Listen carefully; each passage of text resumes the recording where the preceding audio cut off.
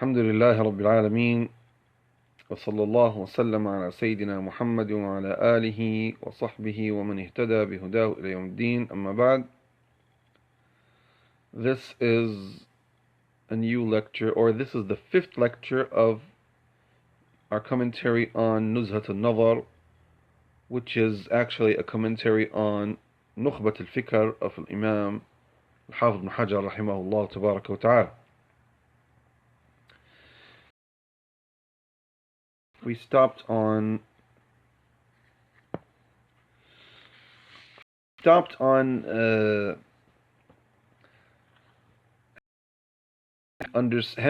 the strength of the hadith according to circumstances that support him, according to the narrators, according to the books that are narrated in, and stuff like that.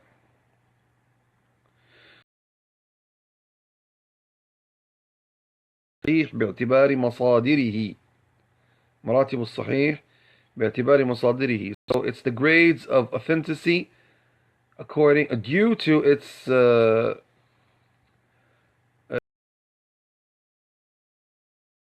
sources. It's about the authenticity of Bukhari and Muslim, and we agreed that Bukhari is more authentic than Muslim. And what some Western Muslims say, Western Muslims, I mean from the western part of the Islamic land, that means Morocco, Andalusia, the Great Maghrib. The ones that say that Muslim is better than Bukhari, they don't mean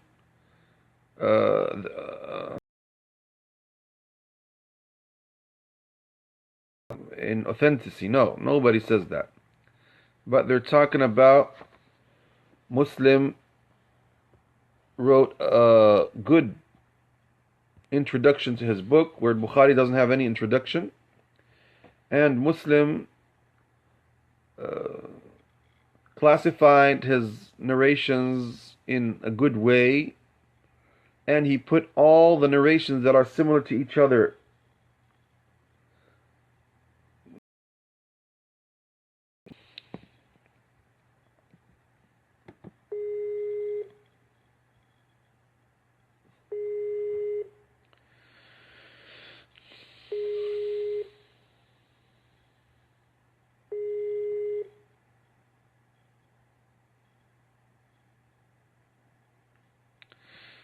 and he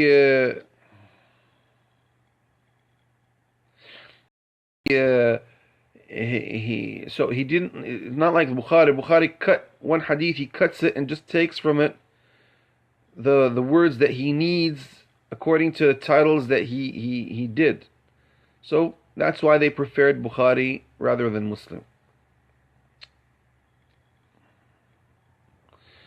Okay, so now here he says, Alhamdulillah, sallallahu ala rasulullah.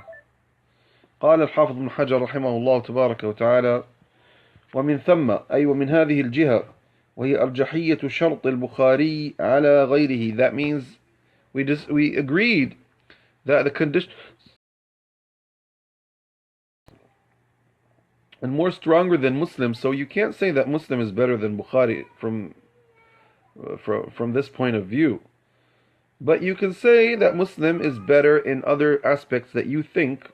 That's your opinion, and that's the opinion of some scholars. But to say that Bukhari, that Muslim or any other book is more authentic than Bukhari, that's something funny. Nobody says that, only who doesn't know Bukhari and doesn't know these books and never compared between Bukhari and other books. So if an ignorant guy says that, you will know that he's ignorant. But if somebody who's knowledgeable says that, he might be an innovator and he wants to prefer a false book rather than Bukhari and Muslim, or he wants to lower Bukhari and Muslim from our eyes, so that when he attacks any hadith in those two books, he can do that and he's comfortable. Nobody would be against him if he does that. And that's what's happening nowadays. Nowadays, we're seeing that there are lots of people who are attacking Bukhari and attacking Muslim. So, how do they attack them? They attack them by attacking the hadith. Now, the enemies of Islam go and attack. They think that when they attack something that many things depend on it, they will destroy the Sunnah. So some of them, like the Shia and others, and some secular people, they go attacking the whole Sunnah by attacking the scholars of Sunnah and the companions of the Prophet ﷺ.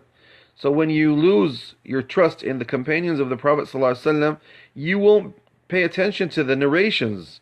You'll say these narrations are all false. This is one. If they can't do that, they say, well, all the companions are good and they're good guys. But the problem is with Abu Hurairah. Why? Because Abu Hurairah narrated 5,000 narrations. So he's one of the most narrators that narrated more than everybody else. And then they start giving you some things from his life that they think it'll change your view to Abu Hurairah radiallahu anhu, and you won't trust them anymore. If they don't succeed in that, if they don't success in that, what do? They go and attack the two books, Bukhari and Muslim, and then that's what they do. But and if they succeed in that, what do they go doing? They go destroying the Quran. That's it. And that's why Abu Zur'at al-Razi radiyallahu anhu, what did he say? Abu Zur'at al-Razi,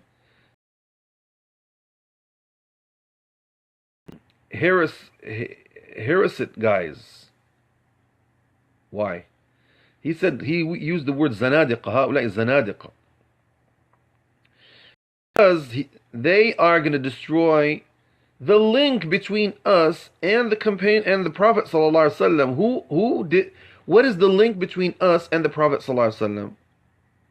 It's the companions, the Sahaba radiallahu anhum. So when you destroy the link, you can't reach to the Prophet sallallahu alaihi wasallam. It's like somebody who wants to destroy the link to Allah Almighty. So he goes, talks bad about the prophets. So actually, what does he lead to? He leads to atheism. You don't believe anymore in God because you lost the link between you and God, which are the messengers and the holy books. So when you go destroying everything, you won't have any link anymore and you won't believe anymore. This is the nasty way. So let's go back to this. So here he says, وَمِن ثَمَّ أي وَمِنْ هَذِهِ الْجِهَةِ, and actually we're suffering from these nasty guys who are attacking the Sunnah. So you have to be strong. You have to be strong in understanding everything. So we're not just studying Mustalah al-Hadith just to enjoy our time. You have to study it so that you can defend Islam. I know that most of our students and most of us aren't going to study Mustalah al-Hadith to be like Imam al-Bukhari and Muslim, and to be like big scholars who differentiated between false and authentic narrations. But why not? Why can't we have some of us to be like that? We can have that. But that doesn't mean the others are just studying to just understand these terms. No. You have to understand the terms, and you have to defend Islam by understanding this. So as long as you're studying Mustalah al-Hadith, it keeps on falling down. As long as you're studying Mustalah al-Hadith, you're understanding how our scholars did and what was their strategy to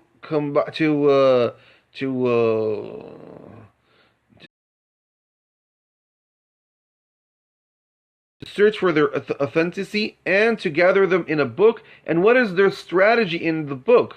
When you understand all that, you can't say silly things like these guys are saying, and they can't make you go astray because you're knowing what they're saying. When a kid comes, when a small guy, a young man or a small child comes and starts discussing with you in something that it's you're professional in, something that you are professional in. For example, you're a physician, you're a dentist, you're anything, and he just comes in. What do you tell him? You tell him, my child, my son, inshallah, when you grow up, you're going to understand all these things. The same thing when a scholar sits down with a secular guy and that ignorant guy keeps on talking bad about our scholars, our holy books and stuff like that, you say this guy is poor. He's very ignorant. He's talking about something that he doesn't even understand. So he says, ومن ثم أي ومن هذه الجهة وهي أرجحية شرط البخاري على غيره قدم صحيح البخاري على غيره من الكتب المصنفة في الحديث ثم صحيح مسلم لمشاركته للبخاري في اتفاق العلماء على تلقي كتابه بالقبول أيضا سوى ما علل.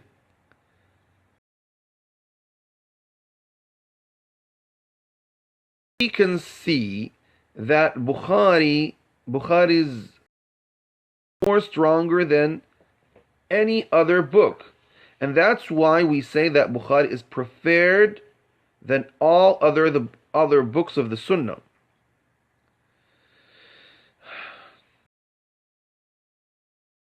Why? Because he is he accompanies Al-Bukhari.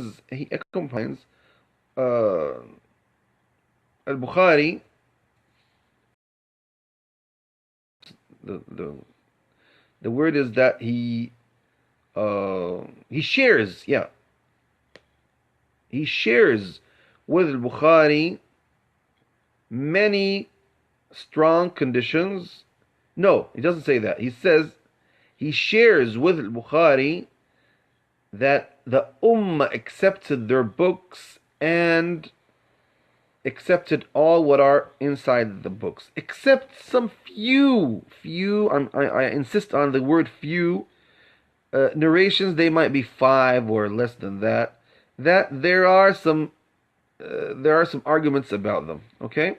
So those, we can't say that they are 100% authentic, but the others we can say, and with an easy comfort, that they are, that all what is in the Bukhari and Muslim is authentic, and the Prophet ﷺ said that.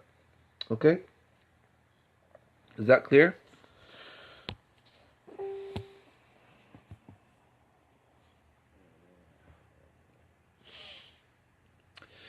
ثم يقدم في الأرجحية من حيث الأصحية ما وافق شرطهما لأن المراد به رواتهما ورواتهما قد حصل الاتفاق على القول بتعديلهم بطريق اللزوم، فهم مقدمون على غيرهم في رواياتهم، وهذا أصل لا يخرج عنه إلا بدليل. We prefer all the books all the books, we prefer them from the point of authenticity that share with Bukhari and Muslim their conditions. So any hadith that shares the same narrators and the same conditions, we consider it as an authentic hadith that is in a high rank of authenticity, like Bukhari and Muslim, but not the same thing, because the other books are not accepted from the Ummah as Bukhari and Muslim are accepted. Do we ask, what do we want from the narrators? He says the narrators of Bukhari and Muslim, when they were accepted in Bukhari and Muslim, that means if they narrate any other hadith that is not in Bukhari and Muslim, we have to accept it as if Bukhari and Muslim narrated, because the idea is that the condition is fulfilled. What is the condition? When you say وَهَذَا الْحَدِيثُ عَلَى شَرْطِ الْبُخَارِ وَمُسْلِمٍ, that means, first thing, the narrators, all of them, are from the men of Bukhari and Muslim. كلهم من رجال البخاري ومسلم. Bukhari all of them met with each other. Met with each other. Second thing, we have a proof that they met with each other. And the third thing is that they are in one era. That's it. So these are, in this case, these are the two conditions of Bukhari and Muslim. Both of them are fulfilled in this hadith. So that's why we say هذا الحديث على شرط البخاري and Muslim. Now when the hadith, the narrators are only in Bukhari or only in Muslim, and they fulfill the condition of Bukhari or they fulfill the condition of Muslim, here we say هذا الحديث صحيح على شرط البخاري, or هذا الحديث صحيح على شرط. An origin, or this is something when we agree about it. No, there we can't. Let me say what is. فهم مقدمون على غيرهم في رواياتهم, preferable than others in their narrations, and this is an origin that we have to not we're not supposed to break it. We're not supposed to break it unless we have an evidence that says that no, what you're saying is not true. فإن كان الخبر على شرطهما معا كان دون ما أخرجه مسلم أو مثله.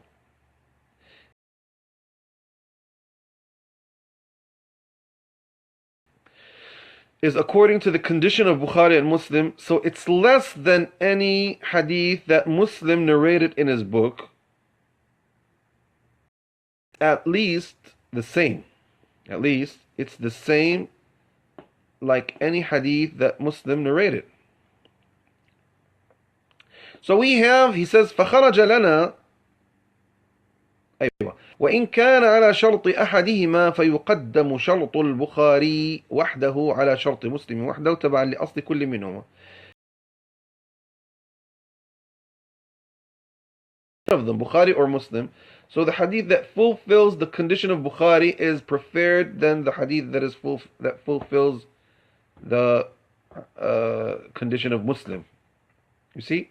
فخرج لنا من هذا ستة أقسام. عفوا ممكن هذا خطأ لأن هذا على شرط البخاري أو مسلم وهما لا يخرجهما. هذا إشارة إلى علة موجودة.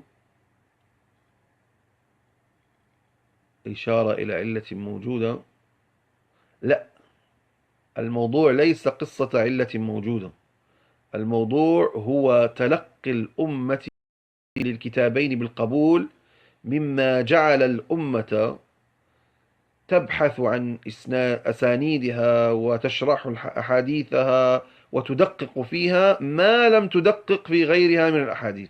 Did you get the idea? Now, تلقي الأمة لهما بالقبول. That means the Ummah, two books, Bukhari and Muslim, in a way that was more, they gave more interest and more attention to these two books. So there's a lot of scholars who studied them, who narrated them, who made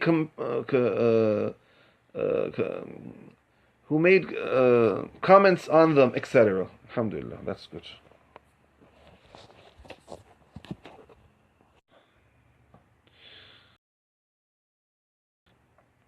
فخرج لنا من هذا ستة أقسام تتفاوت درجاتها من الصحة.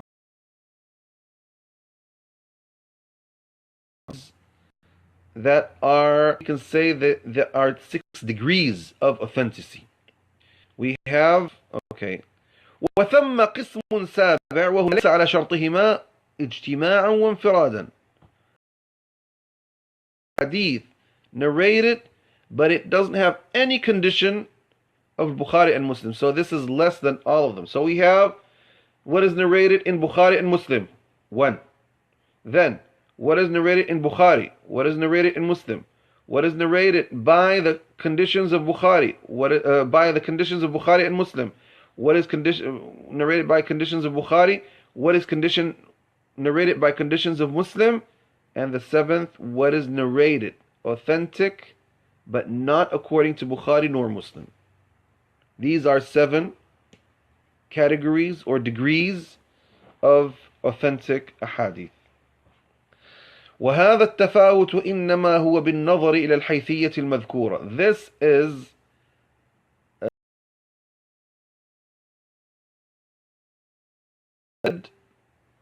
and accepted these two books. Yes. أما لو رجح قسم على ما فوقه بأمور أخرى تقتضي الترجيح على ما فوقه فإنه يقدم على ما فوقه.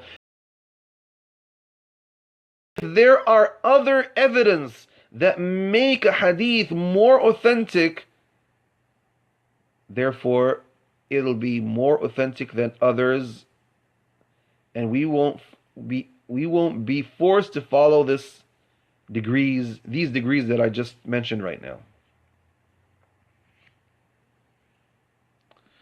فإنه يقدم إذ قد يعرض للمفوق ما يجعله فائقا. مشهور قاصر عن درجة التواتر لكن حفت قرينة صار بها يفيد العلم.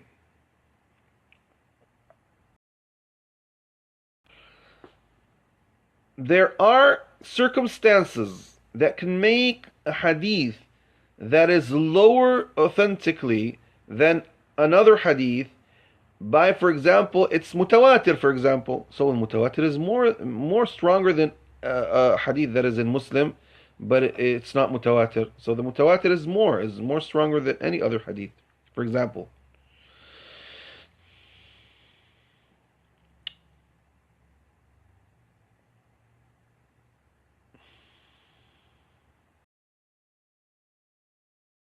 There are things that make the hadith strong, like the ummah accepted that hadith, like there are lots of like the narrators are great imams, strong imams, in like Imam Ahmad, Shafi'i, Malik, strong scholars in narrating. فإنه يقدم على الحديث الذي يخرجه البخاري إذا كان فردا. And compared to a hadith in Bukhari, but it's only fard, it's not mutawatir, it'll be stronger than it. You see? وكما لو كان الحديث الذي لم يخرجاه من ترجمة حديث that is called أصح الأسانيد, that means the most strongest chain, like Malik and Nafi' and Ibn Umar. فإنه يقدم على من فرد به أحدهما مثلا لا سيما إن كان في إسناده مقال. لا سيما إن كان في إسناده مقال. Actually, if there is in the chain something to be said, for example, one of the narrators, there's a discussion about him or there's an argument about him, but we have another hadith in Muwatta, for example. Well, actually, to say that, for me,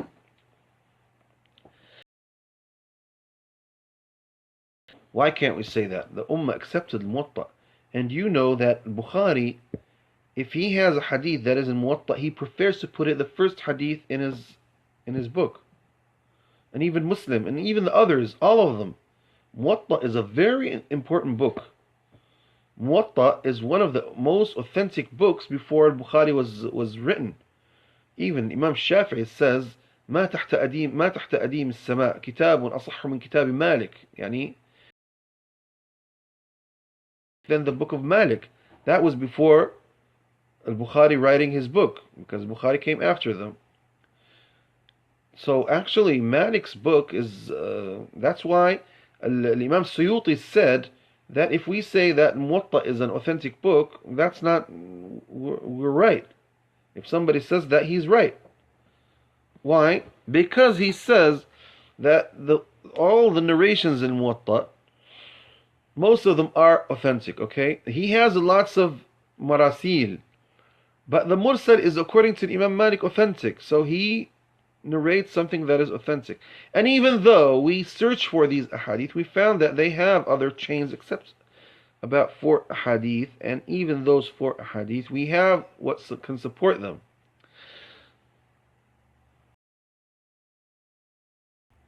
that if we say Muwatta is an authentic book, that's right. And Muwatta is an authentic book. There, let me say it later, inshallah. I'll discuss about that later. Maybe he'll discuss about that, and we'll talk about that, inshallah. طيب. Now we finished what we can say about Sahih.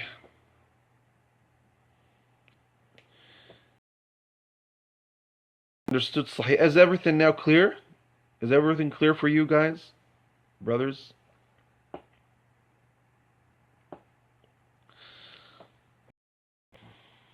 Alhamdulillah. طيب. الحسن لذاته. حديث الحسن. حديث الحسن.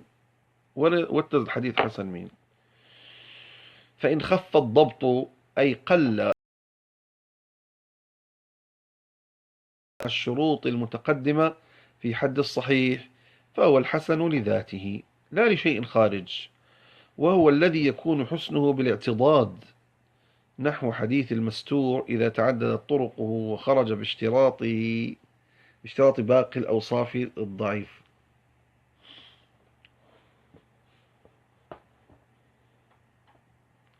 وهذا القسم من الحسن مشارك للصحيح في الاحتجاج به، وإن كان دونه مشابه له في انقسامه إلى مراتب بعضها فوق بعض. طيب،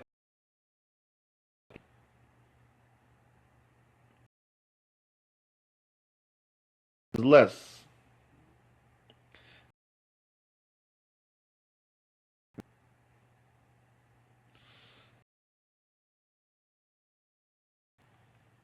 That means the continuity. Hadith is continuous. It's narrated by trustworthy people. It's they have a good memory, but it's lower than the authentic hadith. It's not shadh nor mu'allal. صحيح الحسن لذاته. حسن. That means it's good by that chain, not because of something else, not because of outside supports.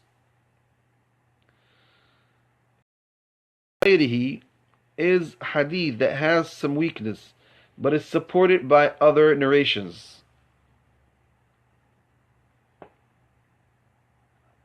Yeah, good per C, good per C. Let's per C.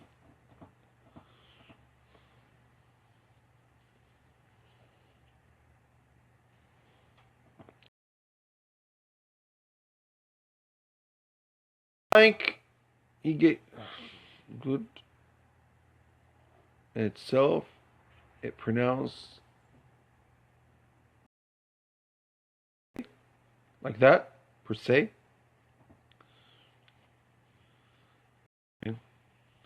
It's good per se.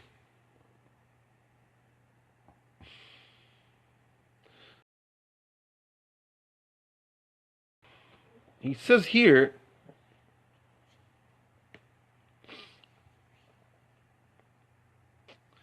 that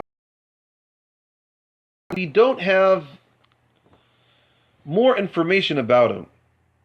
He's a good guy, or we say he's a narrator. We have some few information about him, but we still don't know exactly. Is he a trustworthy guy, not a trustworthy guy? How's his memory? It's strong or weak. We don't have lots of information about that. But we have many narrations to this hadith which support that narration. So what are we going to say about that? We're going to say it's حسن لغيره. حسن لغيره. See?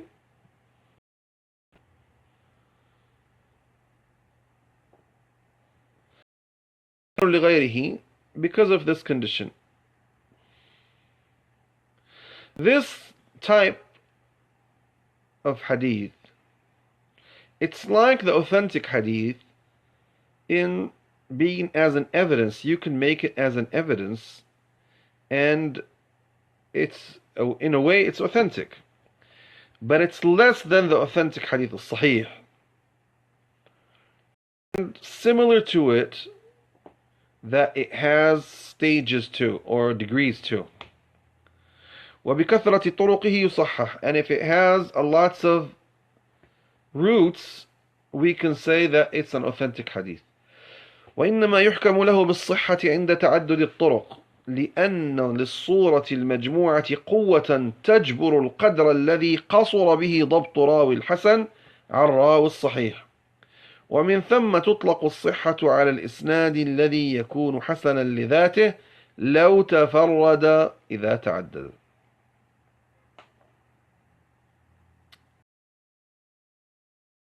We say that this hadith is authentic if it has a lots of narrations, lots of roots.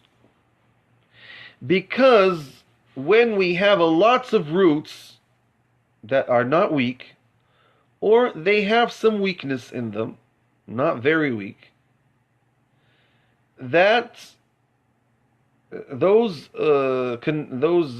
roots or chains, they give the hadith a strong force that solves the problem of weakness in the hadith.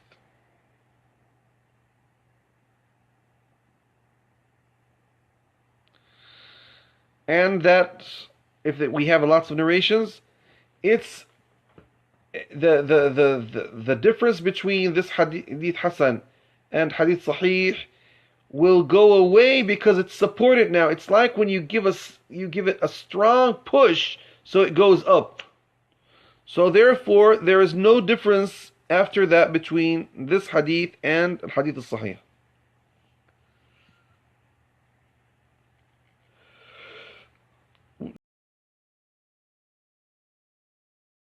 Sahih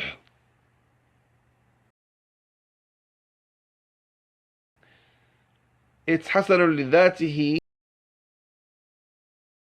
but when it has lots of chains supporting it, it becomes sahih. It becomes sahih, not only hasan. وهذا حيث ينفرد الوصف.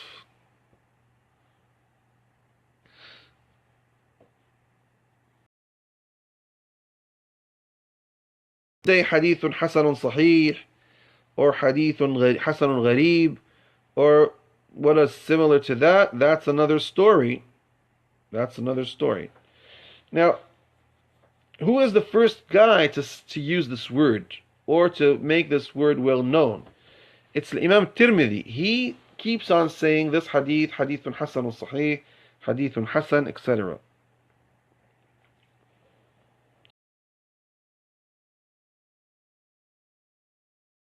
فإن جمع أي الصحيح والحسن في وصف واحد كقول الترمذي وغيره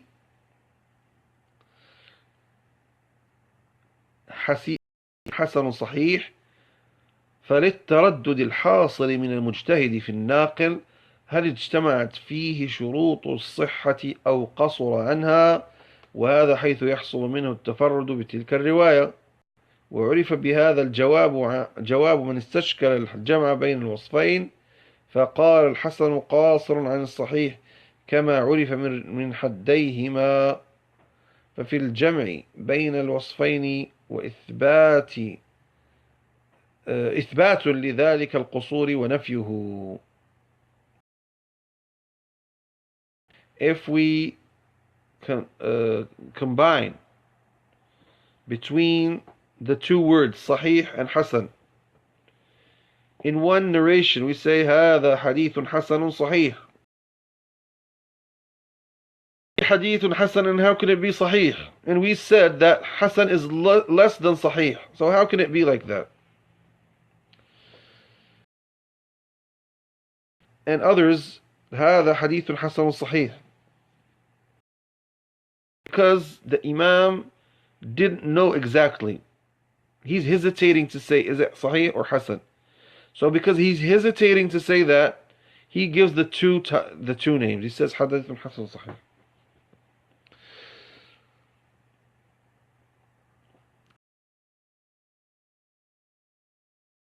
or the men in the chain, he still didn't have his full opinion about him.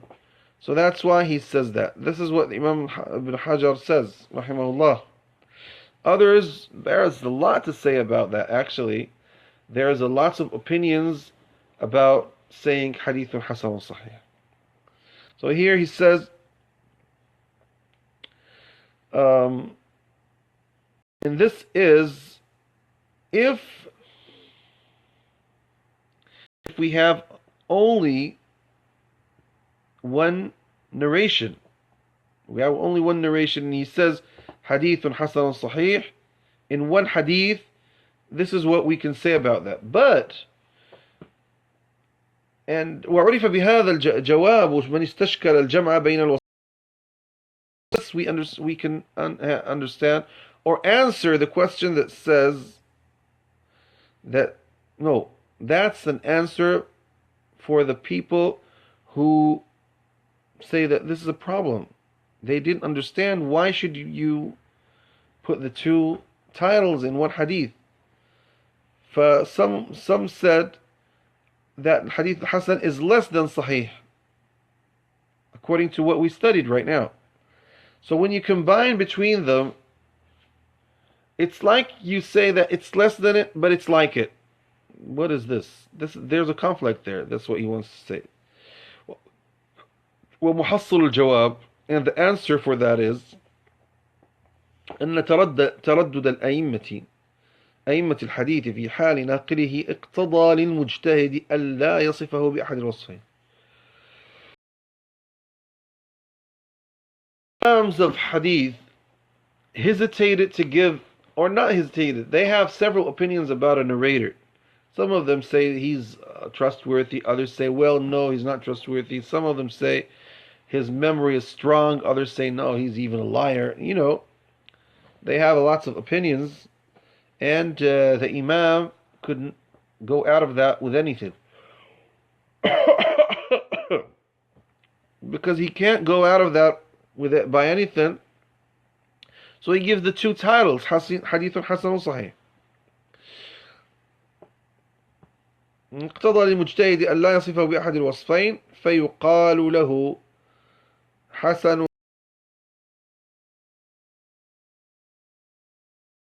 عند قوم صحيح باعتبار وصفه عند قوم رعاية وغاية ما فيه أنه حذف منه حرف التردد لأن حقه أن يقول حسن أو صحيح، وهذا كما حذف حرف العطف من الذي بعده.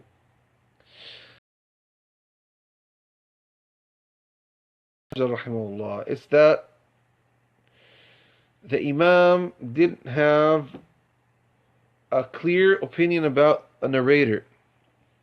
So in this case, examine the two chains. They don't have a specific idea about that.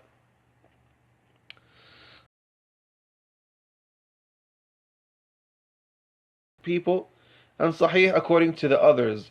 And what did he do? He omitted the word or. So it's Hasan or Sahih. So he omitted the word or, so it became Hasanun Sahih. The same thing, the word and in the second narration or the second category. So it says here, وعلى هذا فما قيل في حسن صحيح دون ما قيل في صحيح. And for that, any hadith we say حسن صحيح, it's less than hadith that it said صحيح.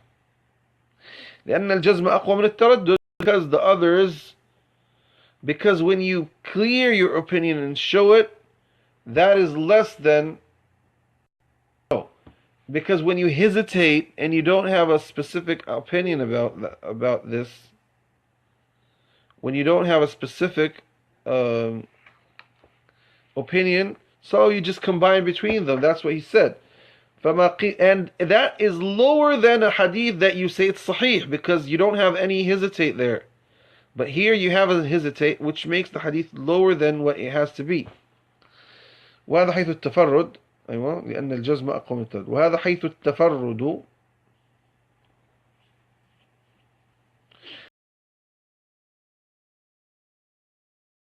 أي إذا لم يحصل التفرد فإطلاق الوصفين معا على حديث يكون باعتبار الإسنادين أحدهما صحيح والآخر حسن. When we have the same problem and we have several narrations, several routes for the hadith. So when we say hadithun hasanun sahih, that means it has an authentic chain. It has another chain that is hasan and not supported by other scholars. Anyway, that's his opinion. I don't know. I don't want to make you lose concerning. Okay. وعلى هذا فإن قيل فقد صرح الترمذي بأن شرط الحسن. Wait a second please.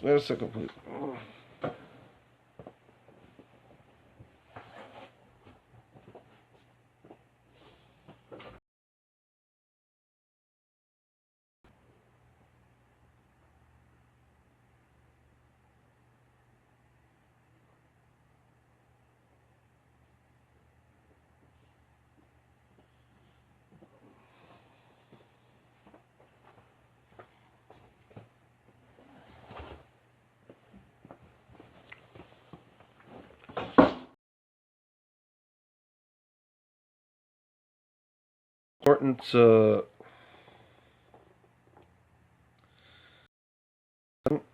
مراد الترمذي من قوله حسن صحيح 39. Okay. Ibn al-Salah, and I want to transfer this information for you that you can know.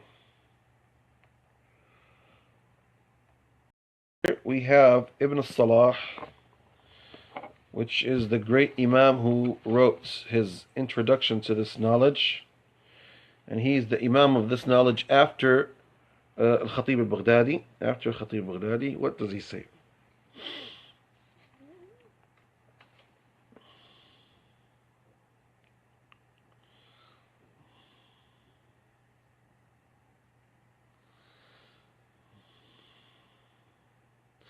Now, subhanallah, Ibn Salah says the same thing. He says, وجوابه أن ذلك راجع إلى الإسناد فإذا روي الحديث الواحد بإسنادين أحدهما إسناد حسن والآخر إسناد صحيح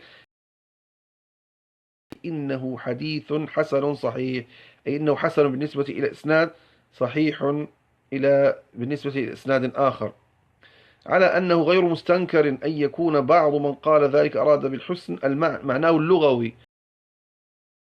Said Hassan according to the meaning. That's so weak. What do you mean? That means you could say Hadithun Hasanun Mawdu'. Could you say that? Hadithun Hasanun Mawdu' because it has a good meaning? No. Now,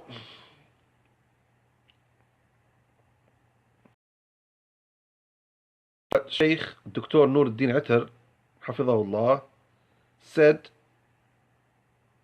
according to due to this, because he has a book about that. Nur al-Din Attar that focused on Mustalah al-Hadith in our days. So he has a book called Al-Imam al-Tirmidhi wal-Muwazanatu bayna jami'ihi wa bayna as-sahih, and the two authentic books, Bukhari and Muslim. What did he say there? So he made a study. Let us see. I didn't want to just pass on it and leave you without, just because if I did that, I felt that I'm cheating you. I'm not giving you the information that you have to have. So he says here, أكثر الترمذي, in this footnotes, he has a footnote here in the book, and this because he's the editor of this. This is the best. This is the best edition of Muqaddimat ibn Salah. It's the one that Dr. Nur al-Din Attar worked on it. So he says in page 39, in the footnote there أكثر الترمذي من استعمال هذه العبارات الأربعة صحيح غريب حسن صحيح حسن غريب حسن صحيح غريب.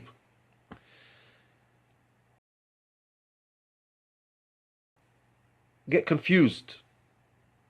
And they had a lot of opinions about about solving this problem or explaining what does he want to say, especially when he says Hasanun Sahih. And to give you the most accepted opinion about that, I would say, or the brief words to explain that is to say that hadith, if it has only one chain, and this chain is authentic, it says صحيح غريب is less than authentic, فإذا كان دون الصحة لكنه ليس بضعيف وهو الحسن لذاته, it's good per se,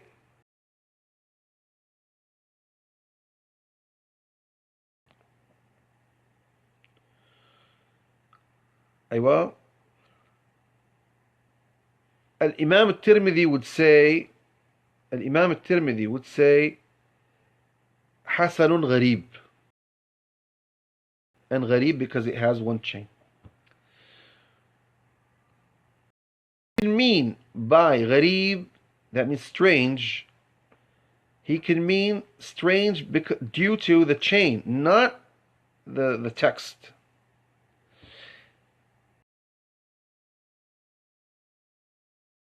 And it's an authentic hadith. It reached to be authentic. And he said Hasanun Sahih, that means it's authentic, Sahih, and it's not gharib. It's not gharib because it has several chains.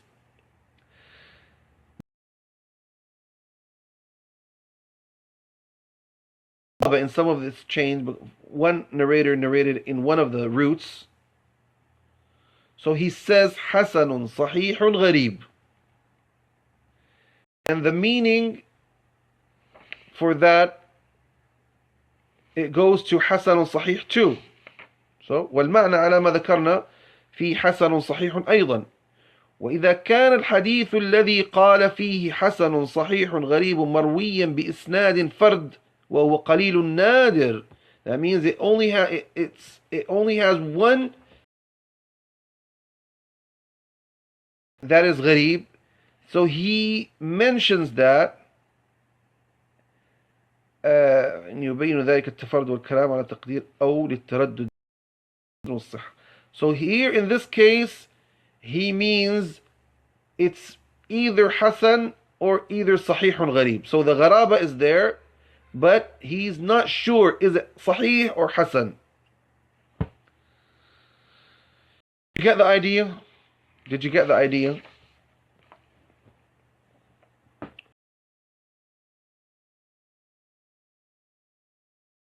Very complicated title.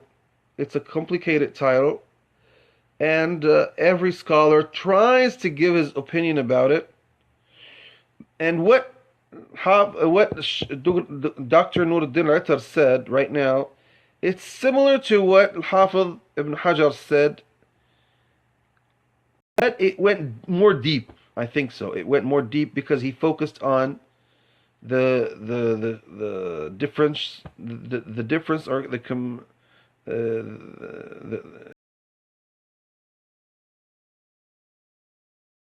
Tirmidhi and Bukhari and Muslim. This is good. طيب. اللهم صل على سيدنا.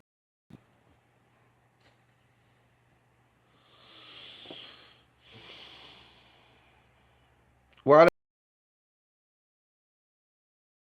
فيه صحيح فقط إذا كان فردا لأن كثرة الطرق تقوي. فإذا قيل قد صرح الترمذي بأن شرط الحسن أن يروى من غير وجه، فكيف يقول في بعض الأحاديث حسن غريب لا نعرفه إلا من هذا الوجه. He says if it's said that Tirmidhi says he's from the conditions of Hasan is that it's not narrated it's narrated from several chains. How can he say in some chains here Hasanun Gharib? I don't know. He says it's Hasan and it's Gharib. And you know Gharib, what does Gharib mean? Gharib means it has only one narrator.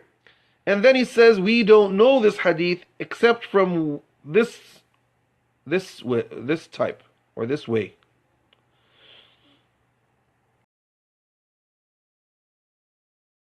أن الترمذي لم يعرف الحسن مطلقا، وإنما عرف الحسن بنوع خاص منه وقع في كتابه، وهو ما يقول في حسن من غير صفة أخرى. The answer is that يقول في بعض الأحاديث حسن، وفي بعضها حسن صحيح، وفي بعضها صحيح، وفي بعضها غريب، وفي بعضها حسن غريب صحيح، وفي بعضها حسن غريب، وفي بعضها صحيح غريب، وفي بعضها حسن صحيح غريب، وتعريفه إنما وقع على الأول فقط. Good, very good.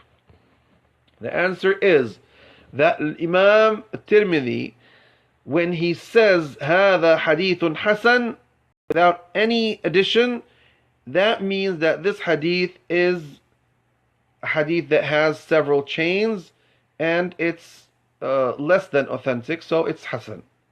But when he adds anything else to the word, instead of saying only Hasan, he uses other words, that's another story. So it doesn't go under this title. It doesn't go under this definition. وعبارته ترشد إلى ذلك حيث قال في أواخر كتابه: وما قلنا في كتابنا حديث حسن فإنما أردنا به حسن إسناده عندنا، وكل حديث يروى ولا يكون راويه متهما بالكذب ولا يكون شاذا فهو عندنا حديث حسن. He says his definition in the end of his book Tirmidhi, جامع صحيح, جامع الترمذي, he says, and what we said in our book حديث حسن, we meant that it's good due to its chain, according to us, according to me, that means to him, not me. To him, not me. وكل حديث يروى ولا يكون, and every hadith that is narrated and doesn't have any of the narrators that is accused to be a liar, and it has several chains in it,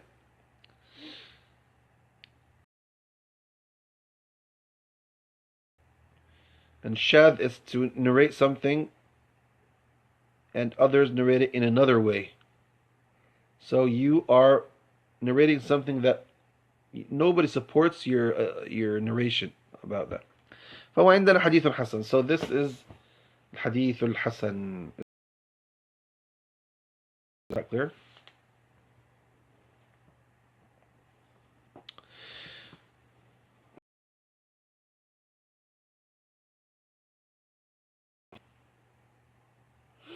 فعرف بهذا أنه إنما عرف الذي يقول فيه حسن فقط، أما ما يقول فيه حسن صحيح أو حسن غريب أو حسن صحيح غريب فلم يعرج على طريقه، كما لم يعرج على تعريف ما يقول فيه صحيح فقط أو غريب فقط، فكأنه ترك ذلك استغناء بشهرته عند أهل الفن، واقتصر على تعريف ما يقول فيه في كتابه حسن فقط، إما لغموضه وإما لأنه اصطلاح جديد، ولذلك قيده بقوله عندنا ولم ينسبه إلى أهل الحديث كما فعل الخطابي.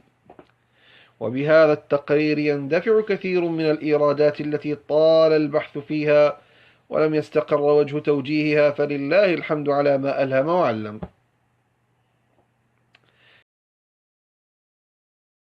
That Imam al-Tirmidhi had only defined the hadith that he says Hasan, only Hasan. But what he says, Hasanun Sahih or Hasanun Gharib or Hasanun Sahihun Gharib,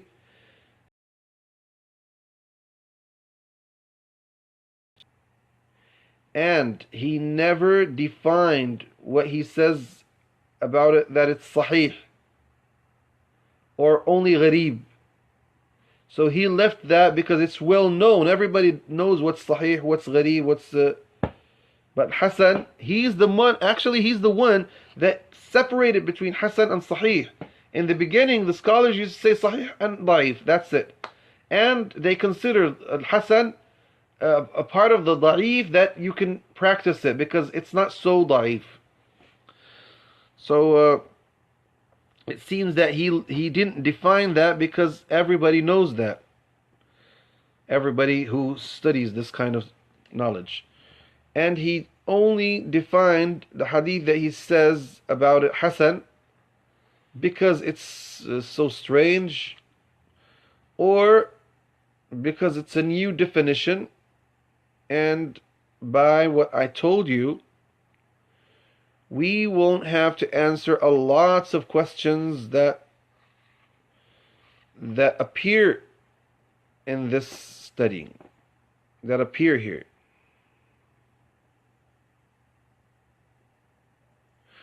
زيادة الثقة وضوابطها. زيادة الثقة.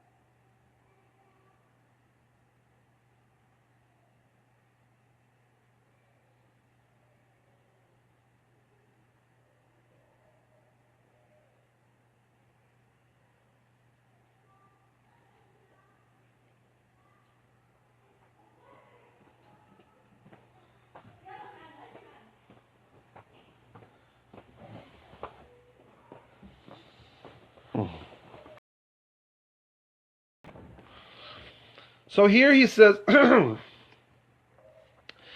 what is زيادة الثقة? زيادة الثقة is the addition of a trustworthy guy. Story of زيادة الثقة. Story of زيادة الثقة is that the story of زيادة الثقة is that a trustworthy guy can add a word in the hadith or in information, or add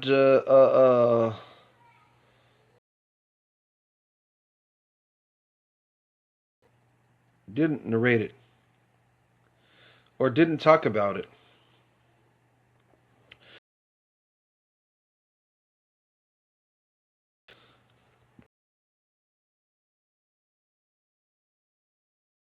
As a separate hadith and we accept it, or we consider it as shadh. Because what is shadh? Shadh is the hadith that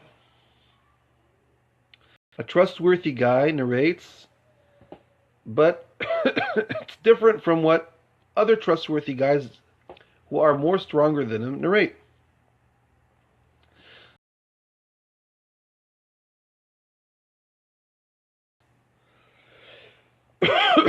A beginner confused.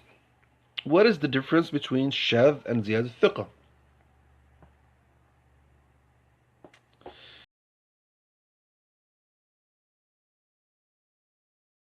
مقبولة ما لم تقع منافية لرواية من هو أوثق ممن لم يذكر تلك الزيادة. So the addition of the narrator of Hasan and Sahih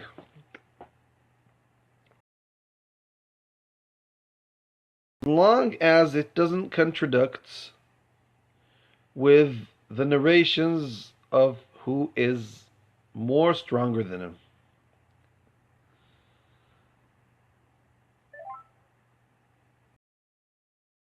Mention this addition because لأن الزيادة إما أن تكون لا تنافي بينها وبين رواية من لم يذكرها فهذه تقبل مطلقا، لأن في حكم الحديث المستقل الذي يتفرد به الثقة ولا يرويه عن شيخه غيره،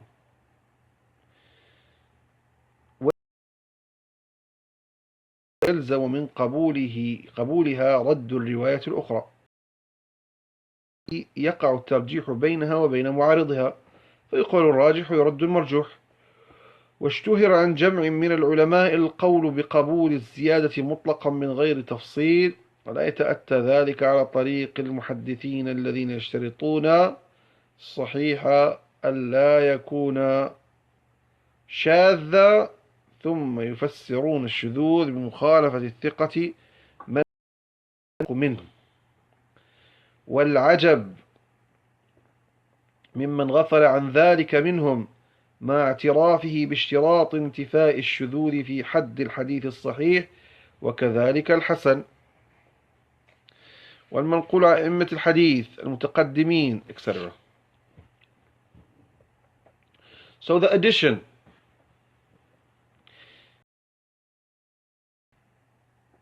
it doesn't conflict with other narrations.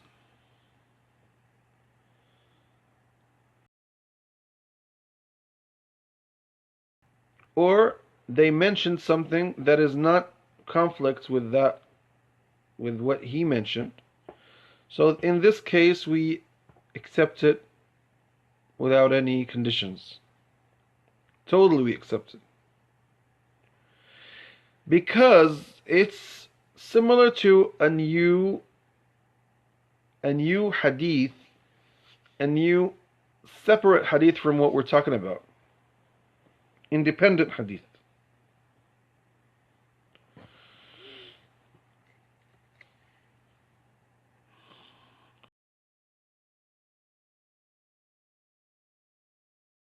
Other narrations.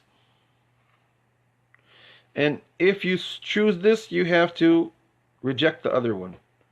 Or if you choose the other one, you have to reject this. So one of them has to be rejected. So what is the one that has to be rejected?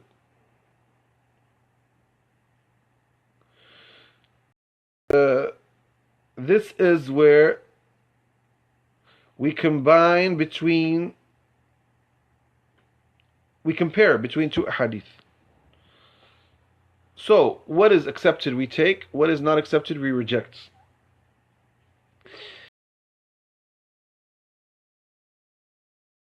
يلزم من قبولها رد الرواية الأخرى فهذه هي التي يقع في الترجيح.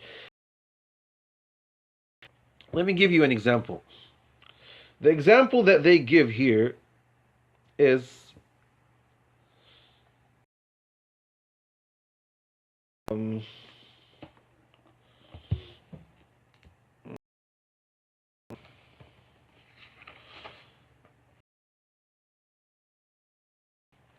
where the Prophet ﷺ used to put his finger like this in tashahhud. There's one of the narrators that said that he used to shake it, put it up and down. So which narration are we going to take?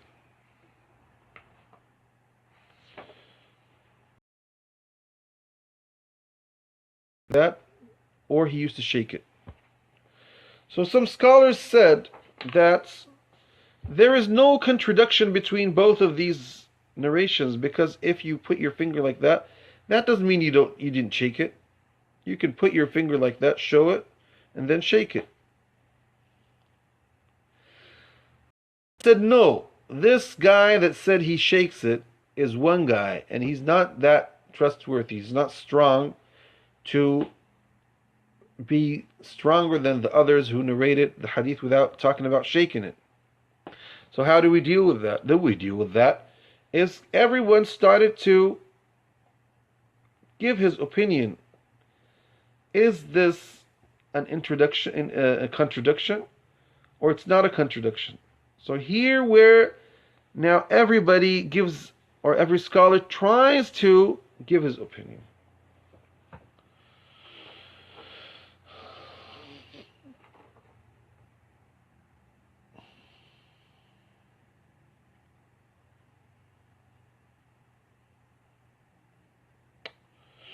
طيب اللهم صل على سيدنا محمد.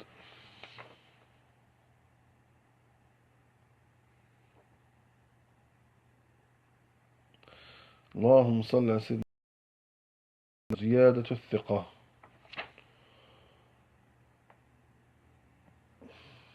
It's good for if the Al-Hafidh Ibn Hajar gives, he doesn't give examples here.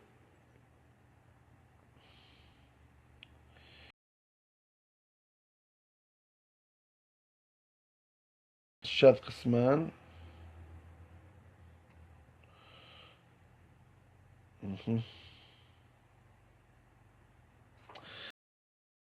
Example is this what I just gave you right now.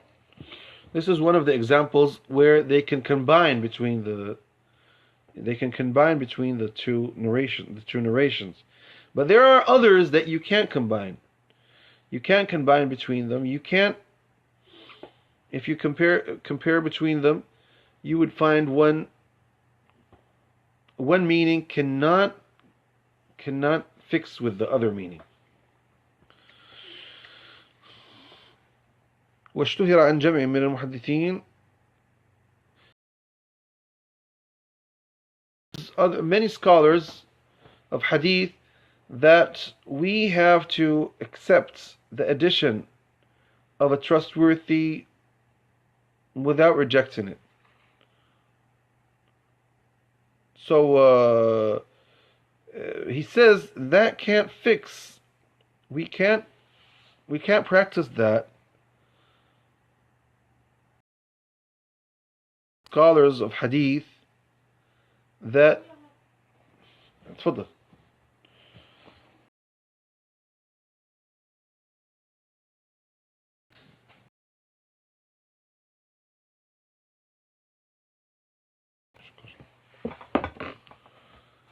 That say that the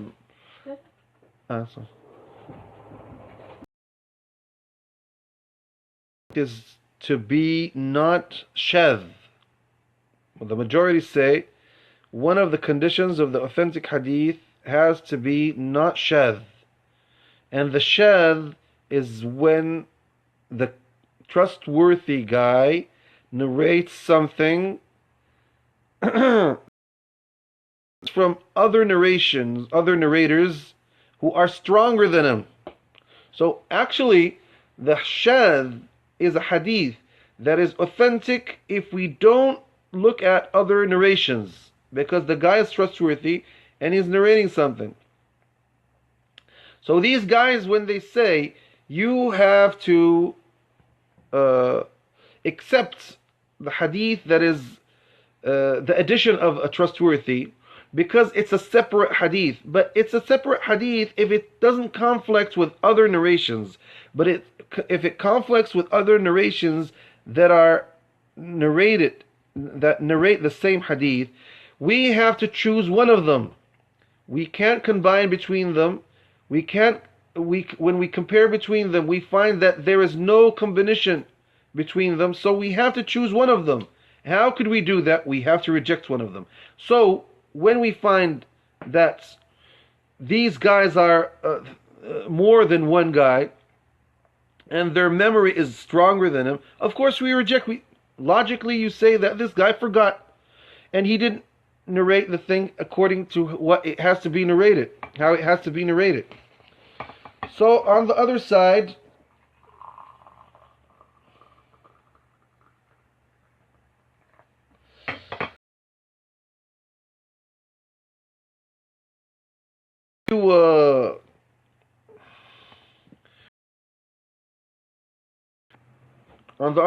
when you can combine between them, that's what you have to do.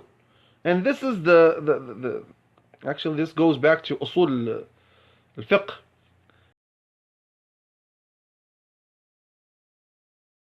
what are you going to do? You compare between the hadith and you try to fix it, like we did in the hadith that says there's no conflict between shaking your finger and showing and just showing with it like that, or just how do you say, ishara, giving a sign with your finger. There's no conflict between them, indicating. Oh yeah, is this the index? You call this index? Indicate with it. That means you give an ishara, right?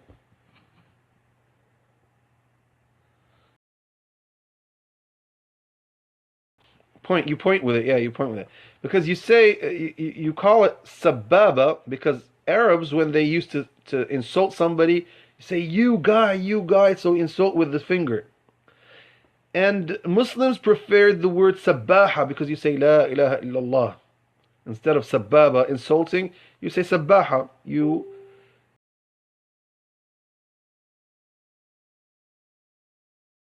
That's why you find when somebody's given a speech, he keeps on saying, Ya ibadallah, la ilaha illallah, nahnu al-muslimun. You see?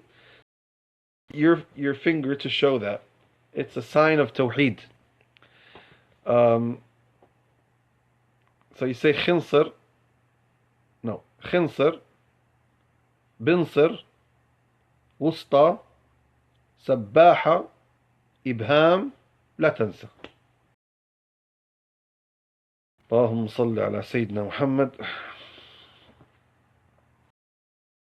Clear what we said right now? Is it clear?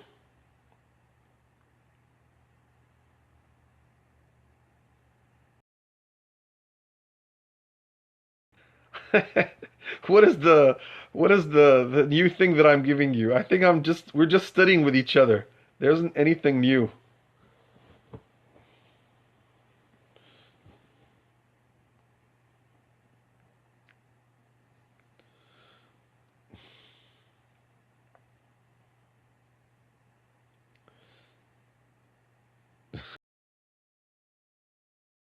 Okay, واشتهر عن جمع من العلماء. طيب جيد. والعجب.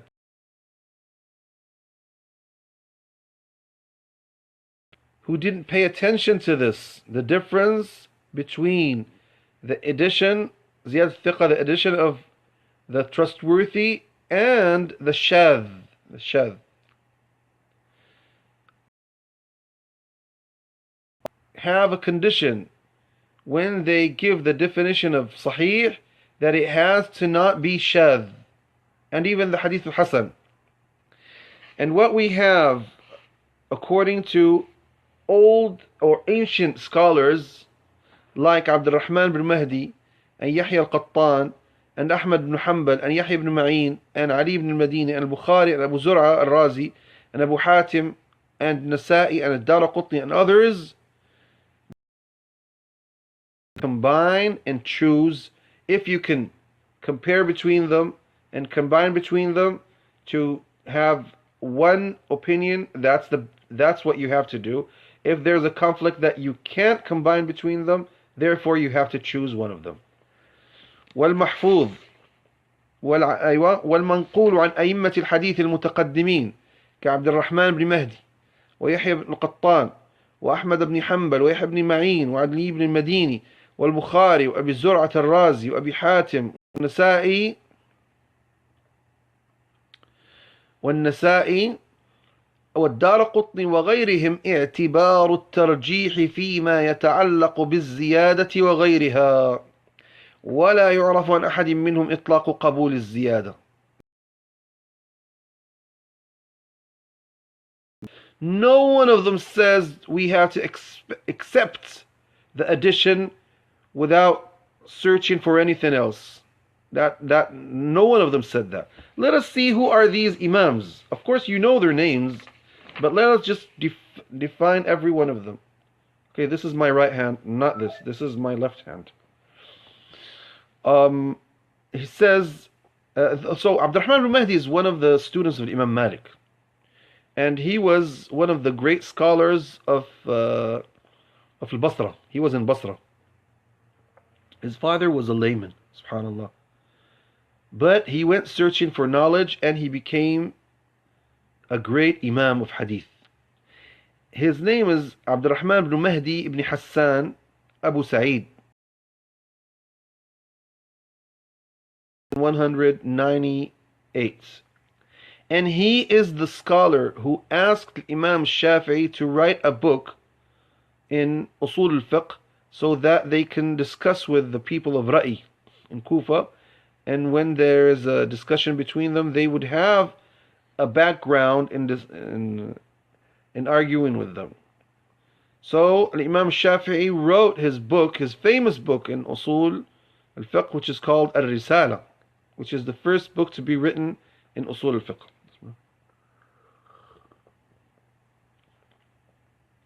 Abdurrahman ibn Mahdi,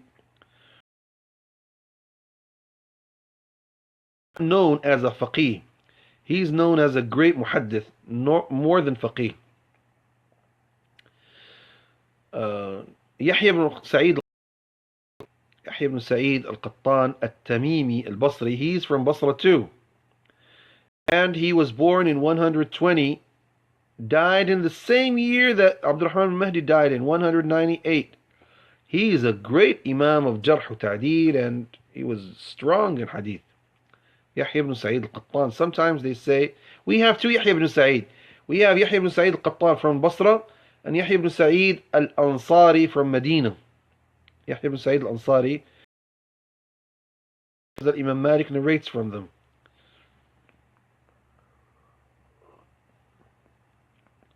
Ahmad ibn Hanbal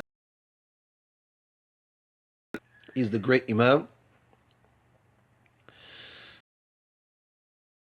He was one of the Imams of Sunnah, and he is more strong. He was more strong and well known in Hadith rather than Fiqh. That's why the ancient scholars didn't used to consider him as a faqih. They considered him as a muhaddith. And you can rarely find his opinion in the books of Ibn Hazm and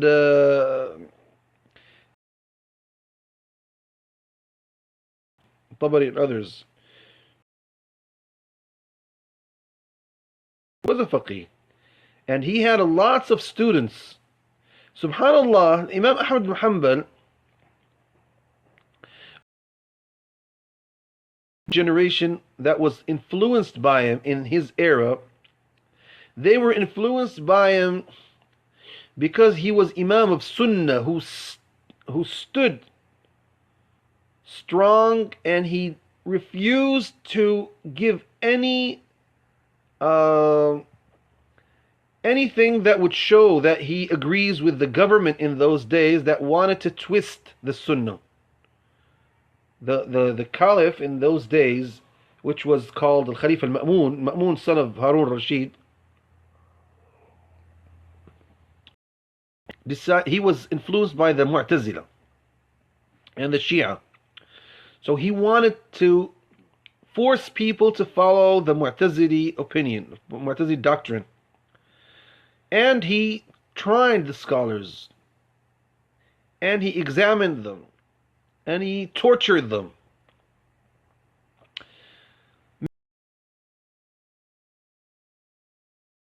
He told them what he wants, although they were still believers in their hearts. They were forced to do that because they used to cut their salary, they used to put them in prison, they used to humiliate them, they used to even torture them, they used to even kill some of them. They killed some of them. So, and Imam Ahmad was tortured, and they beat him, they smashed him, they put him in jail to maybe 2 years in jail, and they put him in his house, and they didn't allow anybody to visit him or to come to his house. But he refused to give them any opinion or anything that would support their opinions. And more than that, he used to condemn what they say. He was tortured.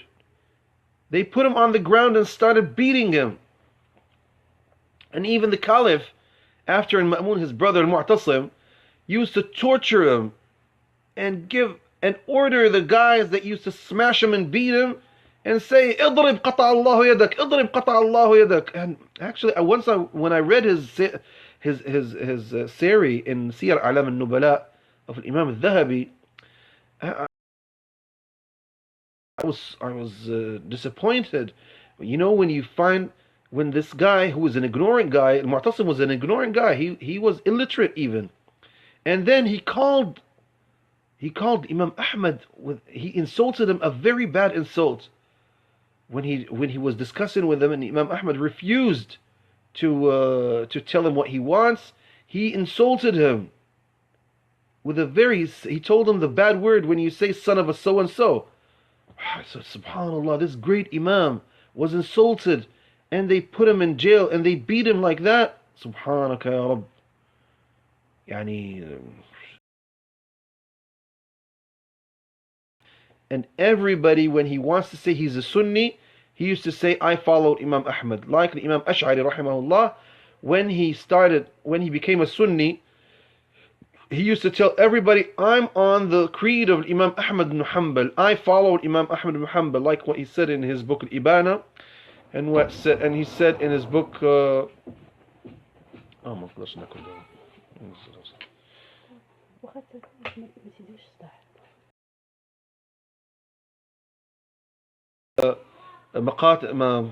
مقالات الإسلاميين رحمه الله. But all these مقالات الإسلاميين,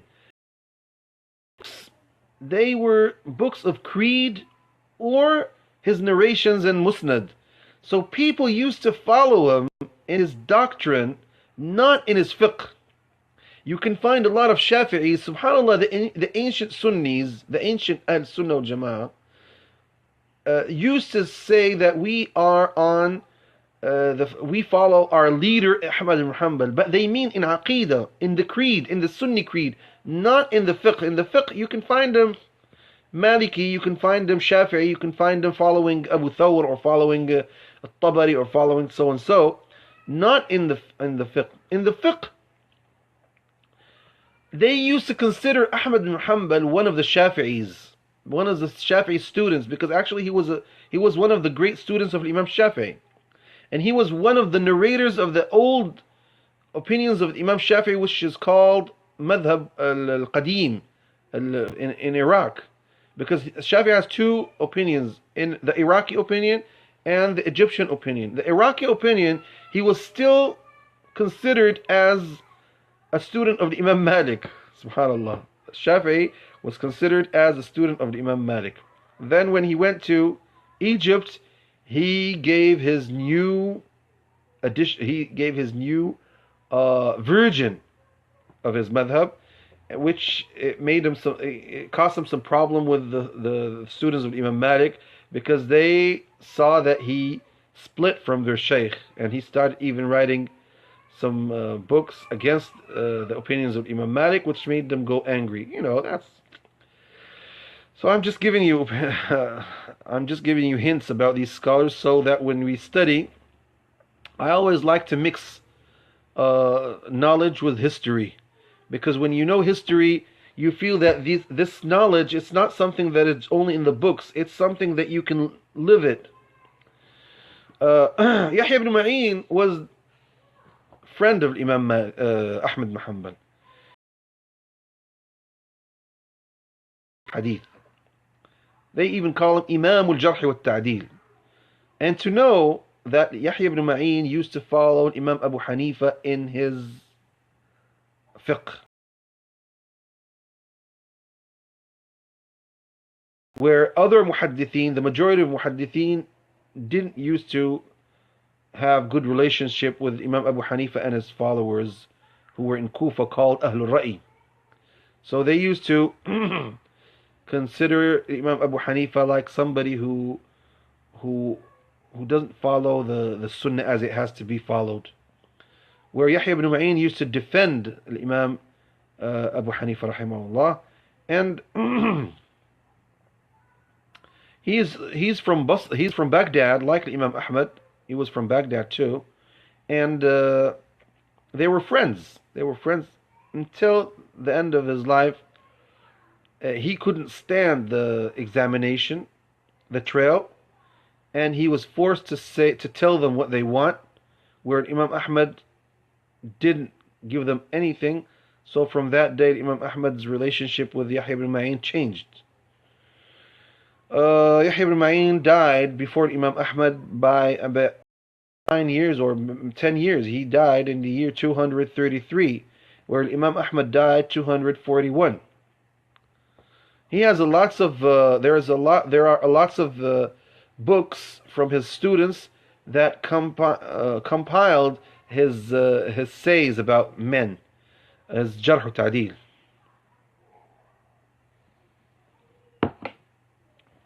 Okay, Ali ibn al-Madini, scholar in Hadith, and he was one of the best friends of Imam Ahmad bin Hanbal until the disaster of creating the Quran, where Yahya ibn Ali, and he even used to tell them what they want. They used to take him and sit with them. He used to sit with them, and so most of the Imams of Sunnah were upset of him. They didn't like that from him, although he was in his heart Sunni. And then when the trail finished, he said, he showed that he's Sunni. His name is Ali ibn Abdullah ibn Ja'far al-Madini, but he was from Basra. He was born in 161 and died in 234. Ali ibn al-Madini, al-Imam al-Bukhari was his student.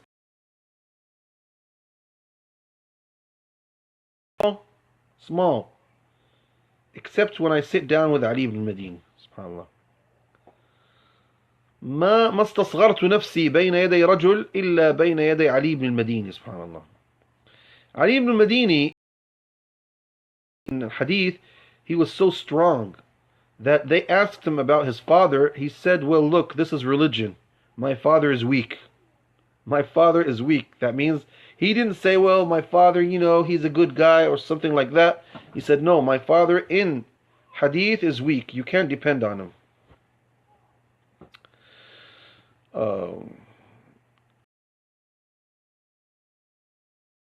Of all these, but subhanallah, Allah subhanahu wa ta'ala rose him up in the sky because of his book. And his book, Sahih, has a story. He was sitting down in the lecture of Ishaq ibn Rahawayh, his professor, Ishaq ibn Rahawayh.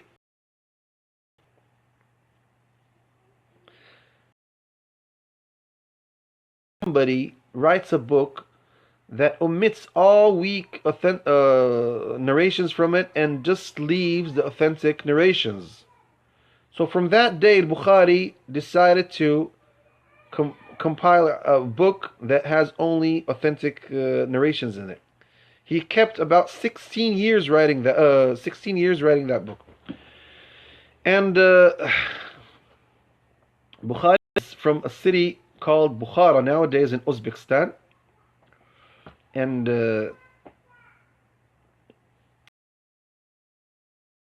Sunni Imams. Abu Zur'a and Abu Hatim. Abu Zur'a al-Razi.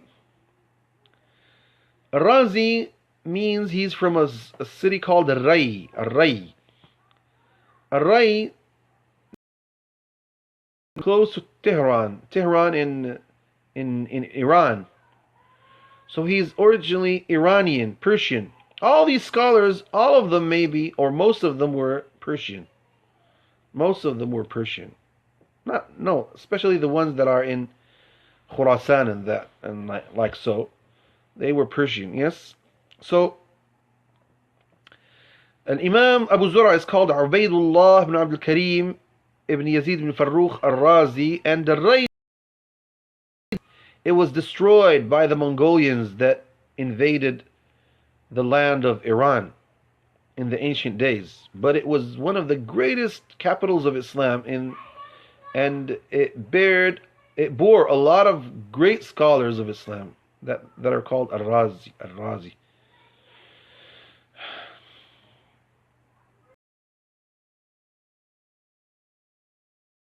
Before his friend Abu Hatim is Muhammad ibn Idris ibn al-Mundhir al-Hanzali al-Razi.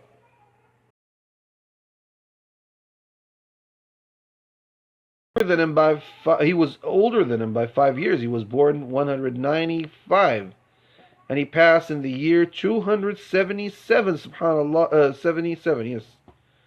So he was born before him and he died after him. He was one of the great scholars of Islam, especially in Jarh Ta'deel and talking about hadith. All these scholars are known as muhaddithin, not as fuqaha. An-Nasa'i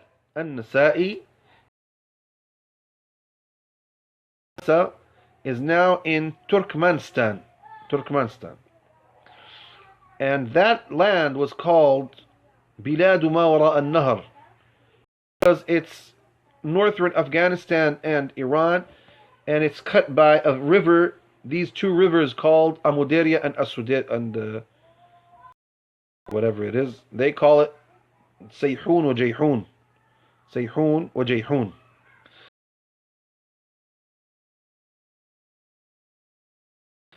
But in those days, they used to be Persian. They used to speak Persian. And people of those lands were the scholars of hadith, because the Prophet ﷺ said, الإيمان معلق لو كان الإيمان معلقا بالثريا لناله رجال من فارس.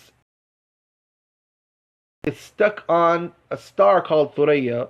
People of Persia will go to it and take it. And that's a very big praise to the people of Persia.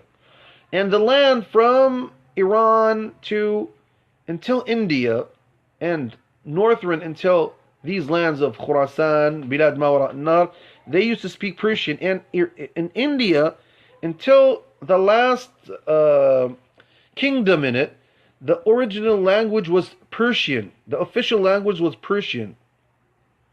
Is that hadith predicted Imam Abu Hanifa?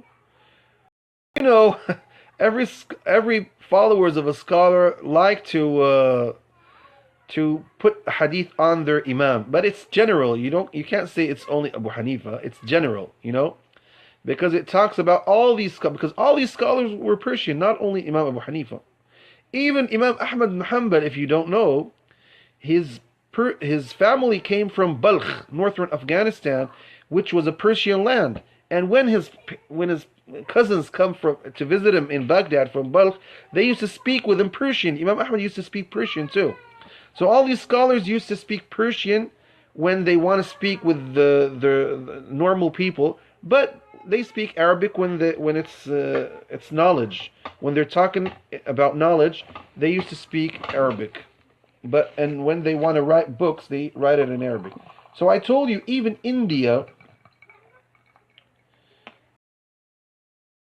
days before independence from England, from Britain, they were a Persian land, and the last land where people focused on hadith, and there was a big awake in understanding Sunnah and hadith and following it. It was by Imam Shah Waliullah Dihlawi in India, in Delhi.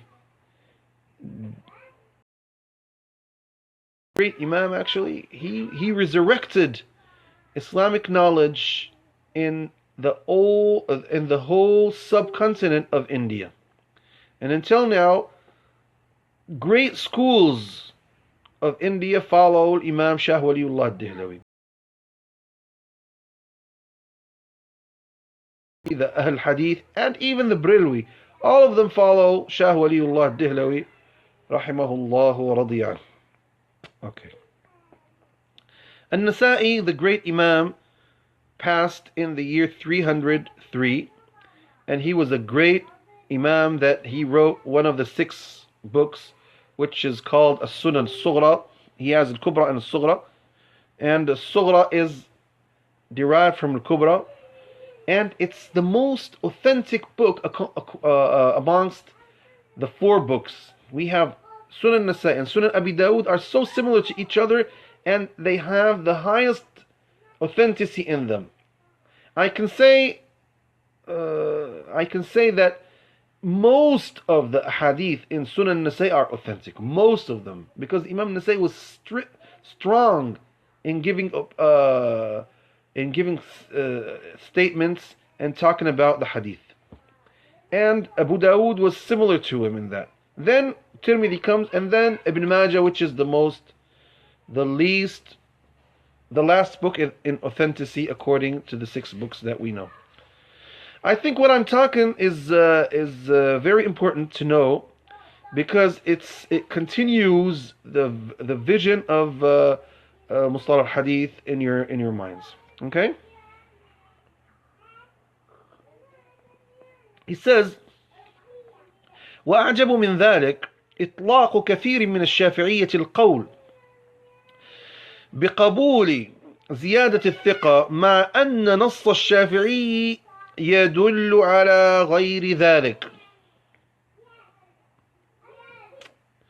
فإنه قال في أثناء كلامه على ما يعتبر به حال الراوي في الضبط ما نصه، ويكون إذا شرك أحدا من الحفاظ لم يخالفه فيه، فإن خالفه فوجد حديث أنقص كان في ذلك دليل على صحة مخرج حديثه، ومتى خالف ما وصفت أضر ذلك بحديثه. انتهى كلامه.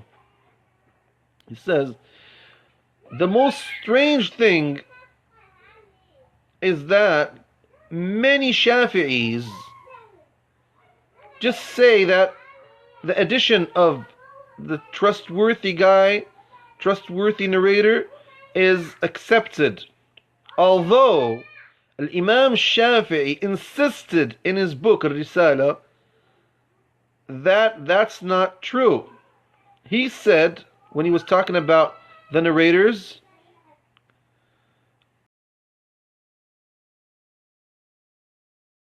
if somebody إذا شرك أحدا من الحفاظ لم يخالف, he has to, I mean the narrator, he has to not conflict with any other narrators that narrate the same hadith. So if he narrates the same hadith, and then we find that what he narrated is less than what the other narrated, that means the hadith is originally authentic. But if he adds something that is conflict with the hadith, so that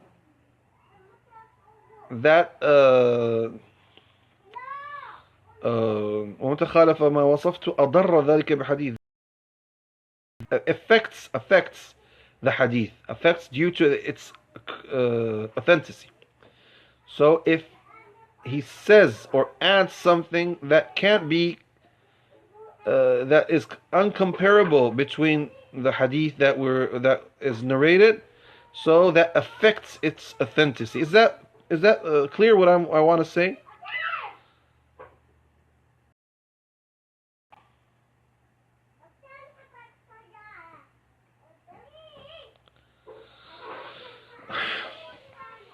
Imam Shafi'i says, if somebody narrates a hadith where others narrate the same hadith, and he doesn't have any difference from what they narrate, no problem about that. But if he narrated something, and then we find that what he narrated is less than what the others narrated, for example, he didn't mention something where others mentioned it, that doesn't affect the hadith, because it has an authentic chain, so it's authentic. That doesn't do anything. But if he adds something that is not comparable with the others, that affects the authenticity of the hadith. Is that clear? That means what he added is not accepted.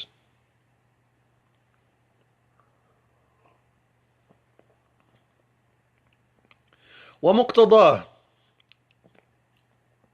أنه إذا خالف وجد حديث أزيد أضر ذلك بحديثه. Hafiz Hajar says that means if he conflicts what the others narrated, and we found that he added something that affects the hadith. فدل ذلك على أن زيادة العدل عنده لا يلزم قبولها مطلقا. That means that the addition of the trustworthy is not always accepted according to Imam Shafi'i. وإنما تقبل من الحفاظ. It's only accepted from the ones that have a strong memory. فإنه اعتبر أن يكون وجعل نقصان هذا الراوي من الحديث دليلا على صحته لأنه يدل على تحريه، وجعل ما عدا ذلك مضرا بحديثه فدخلت فيه الزيادة، فلو كانت عنده مقبولة مطلقا لم تكن مضرة بحديث صاحبها والله أعلم. What I just told you right now, I think this is enough inshallah for today. Alhamdulillah wa sallallahu ala rasulullah wa ala alihi wa sahbihi wa mawala. I would be happy to answer your questions.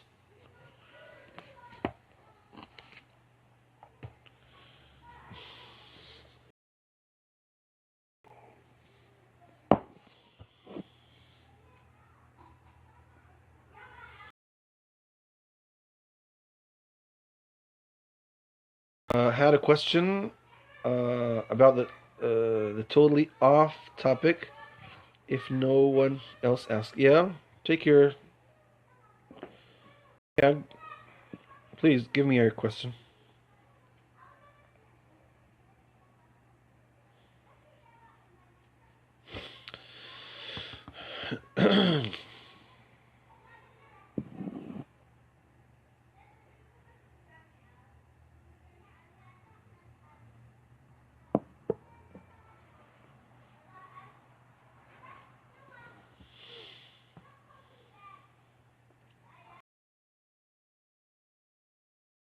Okay.